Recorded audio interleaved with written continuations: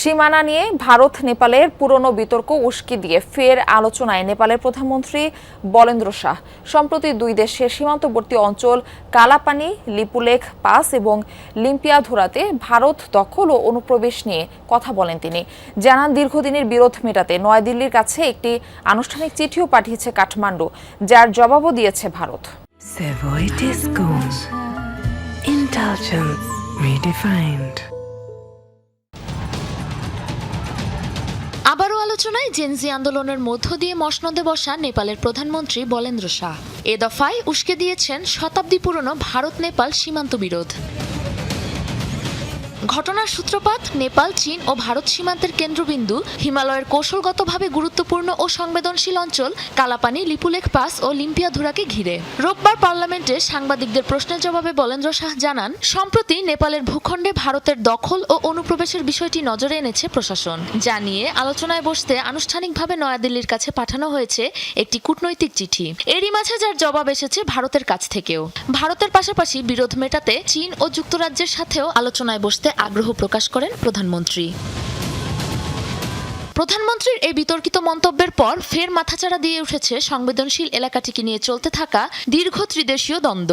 পরিস্থিতি সামাল দিতে একটি বিবৃতি প্রকাশ করেছে নেপালের পররাষ্ট্র মন্ত্রণালয়। সেখানে বলা হয়, আঞ্চলিক কিংবা রাষ্ট্রীয় কোনো মালিকানা নয়, বরং সীমান্তের নো ম্যানস ল্যান্ডে অনুপ্রবেশের বিষয়টি ইঙ্গিত করেছেন বলেন্দ্র শাহ। সম্প্রতি প্রধানমন্ত্রী হওয়ার পর আমি একটি বিষয় জানতে পেরেছি যা আপনারা শুনলেও অবাক হবেন। ভারত নেপাল সীমান্তের নির্দিষ্ট কিছু এলাকা নিয়ে বেশ জোরদার কিছু মতবিরোধ রয়েছে, যা নিয়ে উদ্বিগ্ন দুদেশই। আমরা আলোচনা, পারস্পরিক বোঝাপড়া ও বন্ধুত্বপূর্ণ আচরণের মধ্য দিয়ে এই সমস্যা সমাধানের চেষ্টা করছি।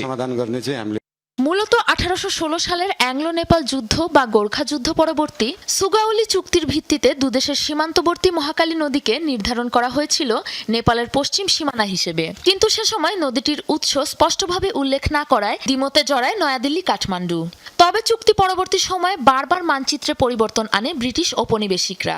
ওই অঞ্চলে ভারতের প্রশাসনিক নিয়ন্ত্রণ থাকায় মহাকালীর উৎস হিসেবে নির্ধারণ করা হয় কালাপানির ঝর্ণাকে। 1947 সালের পর উত্তরাধিকার সূত্রে ওই অঞ্চলের নিয়ন্ত্রণ পায় ভারত। এরপর ভারতের সাথে যুদ্ধে জড়িয়ে চীন তিব্বতের নিয়ন্ত্রণ নিয়ে নিলে কৌশলগতভাবে আরও গুরুত্বপূর্ণ হয়ে ওঠে অঞ্চলটি। তিব্বতের সীমানা ঘেরা হওয়ায় লিপুলেখ পাসের নিরাপত্তা জোরদার করে ভারত।